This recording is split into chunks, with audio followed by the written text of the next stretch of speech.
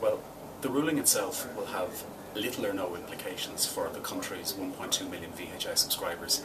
However, for the government, it means that it has to make very significant decisions in relation to the future of both the state-owned VHI and the state of the Irish health insurance market. In essence, the ruling this morning means that a level playing pitch has to be put in place, that companies operating in the Irish health insurance market have to be regulated in the same manner. This means that the VHI is going to have to be what's known as authorised by the central bank. This process will not come cheap. It will involve putting in place significant investment in the financial reserves of the company, estimated in the past to be somewhere in the region of €338 million. And it will also have to put in place a 3-year business plan for the central bank to show that it can maintain those levels of reserves. The problem for the government is, where is the money to come from?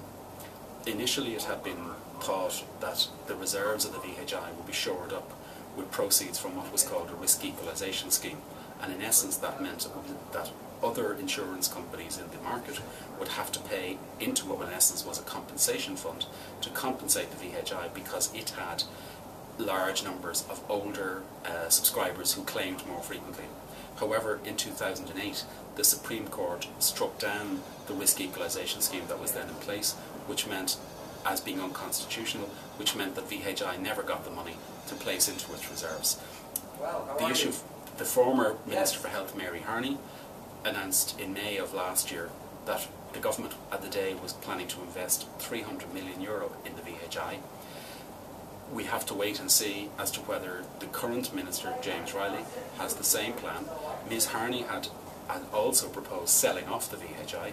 She never actually said it, but the implication seemed to be that some of the proceeds of the sale would go towards shoring up the financial reserves of the company. The problem now is that the current administration, when it took office, immediately reversed this policy and said that VHI would remain in state ownership, although perhaps it may be broken up to reduce its dominant position in the market. For the government, there are very significant decisions that have to be taken. It has to make up its mind in relation to the future of the VHI, how much money it will put into shoring up its reserves, and perhaps equally importantly, setting out how the VHI as a private health insurance company will fit into the stated policy of the government of moving towards a universal health insurance model of healthcare for everybody.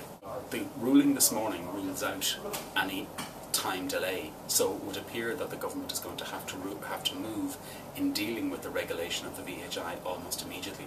So decisions are going to have to be taken very, very quickly. The Minister said he will be consulting with the various with Cabinet colleagues and the Central Bank, and he will be bringing proposals to government, although at this stage we don't know what the precise nature of those proposals will be.